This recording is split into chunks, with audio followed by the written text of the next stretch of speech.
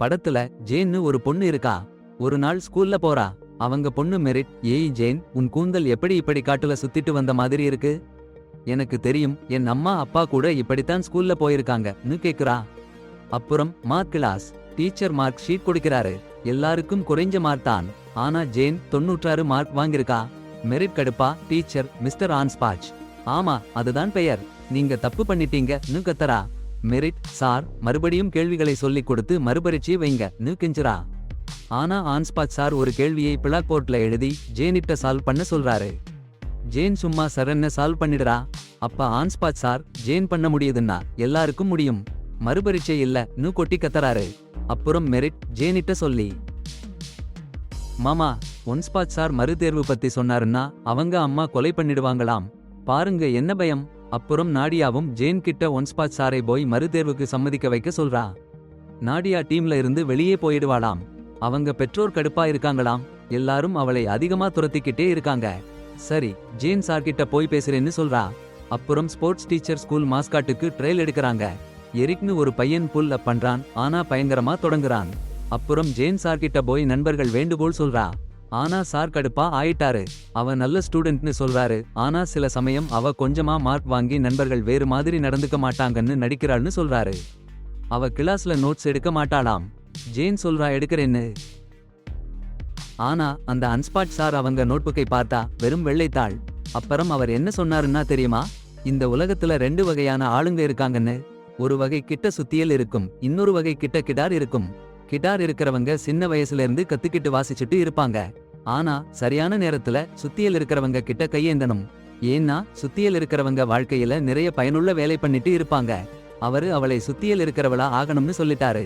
பயனுள்ள ஒரு வேலையை பண்ணணும்னு சொன்னாரு. ஜேன் வெளியே போய் அழுதா. எவ்வளவு சங்கடமா இருந்துச்சுன்னா அவ அழுதா. உடனே மெரிட் கிட்ட போன் பண்ணா. அவ பிரின்சிபால் கிட்ட கொண்டு போனா. ஜேன் பிரின்சிபால் கிட்ட அன்ஸ்பாட் சார் அவளை கடிந்து கொண்டாருன்னு சொன்னா. பிரின்சிபால் கொஞ்சம் கன்ஃபியூஸ் ஆனாரு. அப்போ மெரிட் சின்ன ஒரு புஷ் கொடுத்தா. அவ அப்பா ஜட்ஜ்னு சொல்லி, சரி சார் என்ன ஆக்ஷன் எடுக்கணும்னு சொல்லிட்டாங்க. அடுத்த நாள் பள்ளிக்கூடம் வேறொரு பள்ளிக்கூடத்துடன் பந்து விளையாட்டு ஆடுது. ஆனா அவங்க தோத்துட்டாங்க போலிருக்கு. ஜேன் பயந்து போயிட்டா. அந்த மிஸ்டர் அன்ஸ்பேச் என்னமோ பண்ணிடுவாருன்னு அவளுக்கு பயம். ஆனா மெரிட் சமாதானப்படுத்திட்டா. மிஸ்டர் அன்ஸ்பேச் வேலையில இருந்து போயிடுவாரு, பயப்படாதீங்கன்னு சொல்லி சமாளிச்சுட்டா. அப்பதான் பள்ளிக்கூடத்தோட மாஸ்காட்டை பார்க்கறாங்க. முதல்ல வந்த எரிக் இல்ல, வேற ஒரு பையன், ப்ரோடி. நேடியா எரிக் மாஸ்காட் ஆகலன்னு கேட்டு கடுப்பாயிட்டா. ப்ரோடி அவளை தள்ளிட்டான். எரிக் அவன்கிட்ட ஓடிப்போனான். ப்ரோடி அவனை அடிச்சுட்டான். ப்ரோடிக்கு இந்த கும்பல் ரொம்ப பிடிக்கலன்னு தெளிவா தெரிஞ்சது. பிறகு இந்த கும்பல் அவங்க உடற்பயிற்சி ஆசிரியரோட ரகசிய விஸ்கி பாட்டில்களை திருட பேசுறாங்க. எல்லிஸ்னு ஒரு பையன் ஒரு திட்டம் போடுறான். வெள்ளிக்கிழமை இரவு அந்த விஸ்கியை திருடலாம்னு. ஆனா கேமராக்கள் இருக்கு. ஜேன் கேமராக்களை ஹேக் பண்றதுன்னு சொல்லிட்டா. சரி, திட்டம் ரெடி. வெள்ளிக்கிழமை இரவு அந்த கும்பல் விளையாட்டு அறை, அங்கே டீச்சர் லாக்கரை திறந்தாங்க. பார்த்தா என்ன இருக்குன்னா விஸ்கி பாட்டில். அட போங்கடா. ஆனா அதுல ஒரு போட்டோவும் இருக்கு. பிரோடிட்டா இருக்கு. அவன் வேற வழியில மாஸ்காட்டா ஆயிட்டான்னு தெரிய வந்தது. ஜேன் சட்டன்னு எல்லா கேமராக்களையும் ஆஃப் பண்ணிட்டா. அப்புறம் இரவு ஸ்கூல்ல ஒரு மூலையில போய் சாராயம் குடிச்சாங்க. ஒரு கேம் ஆடினாங்க. ஒருத்தரை கொல்ல எவ்வளவு காசுன்னு சொல்லணும். ஜேனுக்கு வந்தப்போ என்ன சொன்னாங்கன்னா, எந்த பணத்துக்காகவும் ஒருத்தரையும் கொல்ல மாட்டேன்னு. அது என் வாழ்க்கையை எப்பவும் வாட்டும்னு சொன்னாங்க. அப்போ எரிக் வயிற்று வலி பிடிச்சுச்சு. ஸ்கூல் டாய்லெட் போனான். வயிறு காலி பண்ணிக்கிட்டு இருக்கான். அப்போ அந்த மாஸ்காட் தெரஸ்ல ஒருத்தன் வாளி எடுத்து வந்து எரிக்கை அடிக்க ஆரம்பிச்சான். அதே நேரத்துல நாடியா எரிக்க ரொம்ப பிடிச்சிருக்குன்னு தெரிய வந்தது. அதனாலதான் அவனை மாஸ்காட்டா ஆக்கணும்னு ஆசைப்பட்டா. எரிக் நீண்ட நேரம் வெளியே வரல. அதனால நாடியா டாய்லெட்ல போனா. என்ன இருக்குன்னா எரிக் இறந்து கிடக்கு. நேடியா அழுது புலம்ப ஆரம்பிச்சா. அப்புறம் எல்லிஸ் உள்ள போனான். ஓடி வந்து சொன்னான், பயங்கரமா கதையே மாறிடுச்சு, ஓடணும்னு சொல்றான். நேடியா சொல்றாங்க, எரிக் உடம்பை இங்கேயே விட்டுட்டு போக முடியாதுன்னு. ஆனா எல்லிஸ் கத்தறான், யாரு எரிக்கை கொன்னானோ அவன் இன்னும் இங்கேயே இருக்கான், நம்மளையும் கொல்லலாம். எல்லாரும் பயந்து போயிட்டாங்க. நேடியா சொல்றாங்க, பள்ளிக்கூடத்துல ப்ரோடி இருந்தானு. எரிக் ப்ரோடி மாஸ்காட்டு வேலைக்காக சண்டை போட்டாங்கன்னு தெரியும். ப்ரோடிதான் கொன்னான்னு நிச்சயமா சொல்றாங்க. கொடாரி எடுத்து ஜன்னலை உடைக்க போறாங்க. ஜேன் சொல்றாங்க, எல்லா ஜன்னலுமே புல்லட் ப்ரூஃப்னு. ஏன் புல்லட் ப்ரூஃப்னு எனக்கு தெரியல, கிடைச்சுட்டாங்க. எப்படி வெளியே போறதுன்னு தான் சிரமம். ஆனா நேடியா சண்டை போட ரெடியா இருக்காங்க. அவள் ப்ரோடியை கொல்லணும்னு ஆசைப்படறா. எரிக் மேல அவன் பண்ணினதால. ஆனா ஜேன் சொல்றா, இன்னைக்கு வெள்ளி, சனிக்கிழமைதான் சாஃப்டிங் லேடி வருவா, கதவை திறப்பா, அதுவரைக்கும் காத்திருப்போம்னு. ஆனா யாருக்கும் அது ஒத்து வரல. எல்லாரும் உடனே கிளம்பணும்னு ஆசைப்படறாங்க.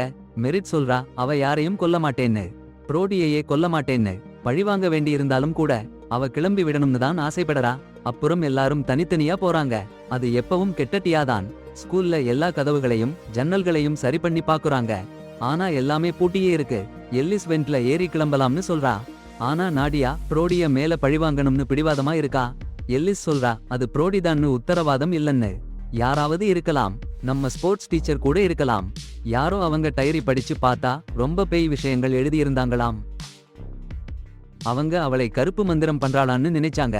பேய் பிடிச்ச மாதிரி அவளை கூட்டிட்டு போக சம்மதிக்க வைக்க முயற்சி பண்ணாங்க. ஆனா அப்பவே அந்த மாஸ்காட்டே முன்னாடி வந்து நின்றது. எல்லாரும் ஓடிட்டாங்க. கொஞ்ச நேரத்துல நேடியா பழிவாங்க திரும்பி வந்தா. ஆனா டபுள் ஆக்ஷன்ல அவ தோத்து சாகுறா. அந்த நேரத்துல மெரிக்காலுக்கு காயமாகுது. ஃப்ரெண்ட்ஸ் அவளை தூக்கிட்டு ஓடுறாங்க. ஒரு அறையில ஓடி போய் டேபிளை வாசல்ல வச்சு அடைச்சாங்க. ஆனா அந்த மாஸ்காட் பின்னால வந்து நுழைஞ்சிடுச்சு. எல்லிஸ கொன்னுடுச்சு. ஜேன் உடைஞ்சு போயிட்டா. எல்லியோட அப்பாவை பார்த்து கஷ்டப்பட்டாலும் மெரிட்ட கூட்டிட்டு ஓடுறா. லைப்ரரியில தப்பிச்சு போறாங்க. மாஸ்காட் பின்தொடர்ந்துட்டு இருக்கு. மெரிட் எல்லி எங்கன்னு கேட்டுக்கிட்டே இருக்கா. ஜேன் அழுதுகிட்டே இருக்கா. எல்லி சாகுறதை மெரிட் புரிஞ்சுக்கிறா. மெரிட் கடுப்பா ஜேனை குத்தம் பண்றா. எல்லாத்துக்கும் அவளதான் காரணம்னு சொல்றா. ஜேன் அவளை உதவிக்கு அழைத்ததிலிருந்து ஒன்ஸ்பேஸ் அவளை கத்தி அடிச்சதுக்கு பிறகு மெரிட் அந்த ஒன்ஸ்பேஸ் பழிவாங்க இதெல்லாம் பண்றானோன்னு சந்தேகப்பட ஆரம்பிச்சா. ஜேன் என்ன தப்பு பண்ணான்னு கேட்க ஆரம்பிச்சா. அவ முதல் நாளிலேயே ஹெட் மாஸ்டர் கிட்ட கொம்பள போக வேணாம்னு சொன்னா. ஆனா மெரிட்டான் அவளை இழுத்து விட்டா. அவ தப்பு என்னன்னு கூட அவ பார்க்கல. ஜேனை மட்டும் தொடர்ந்து குறை சொல்றா. ஜேன் ஒரு நெட் பாவம் என்று சொல்லி அவளை போல கூல் ஆக முடியாதுன்னு கத்திக்கிட்டே இருந்தா. ஜேனுக்கு நண்பர்கள் இல்லன்னா அவ இருக்க மாட்டாங்கன்னு கூட சொன்னா. ஜேனோட முகத்துக்கு முன்னாடி வந்து நிற்பா. ஜேன் கடுப்பாகி பயந்து போய் மெரிட்டை தள்ளிவிட்டா. மெரிட் பால்கனில இருந்து கீழே விழுந்து சாகுறா. ஜேன் வலிமை இழந்து சோர்ந்து போய் கணித வகுப்புக்கு போறா. அங்க ஒன்ஸ்பேஸ் அவளை எதிர்பார்க்குறாரு. சந்தோஷமா இருக்காரு. அவரு எப்பவும் இந்த மாதிரி பண்ண வேணாம்னு சொல்றாரு. இப்படித்தான் நடந்தது. ஆனா அவள் அவனை கட்டாயப்படுத்தினா. அவனும் சொன்னான், இந்த திறமையை அவ்வளவு நாளா புறக்கணிச்சிருக்கணும்னு. ஒன்ஸ்பாட் சார் அவள் திறமையை பார்த்துட்டாங்க. ஜேன், நீ இப்படிப்பட்ட பயனில்லாத ஆளுகளோட சேர்ந்து இருக்கவே கூடாது. இன்னைக்கு நீ ஒரு அடிச்சு நொறுக்கும் ஆள் ஆயிட்ட. அந்த ஆற்றலை பிடிச்சுக்கோன்னு சொன்னாரு. அப்புறம் அவர் டிராயரில இருந்து ஒரு பென்சில் எடுத்தாரு. ஜேன் கிளாஸ்ல விட்டுட்டு போன பென்சில். அதை கொடுத்தாரு. உன் திறமையை உணர்ந்துக்கோன்னு சொன்னாரு. ஜேன் பென்சிலை வாங்கினா. ஆனா அவர் கண்ணுல குத்திட்டா. சாவி எடுத்து ஓடிட்டா. ஒன்ஸ்பாட் சார் பிடிக்க பார்த்தாரு. ஆனா அவள் தப்பிச்சுட்டா. ஸ்கூல் கதவை திறந்து வெளியே போனா. போனுக்கு சிக்னல் கிடைச்சது. 911 கால் பண்ண போறா. ஆனா ஒன்ஸ்பாட் சார் பின்னால இருந்து பிடிச்சிட்டாரு.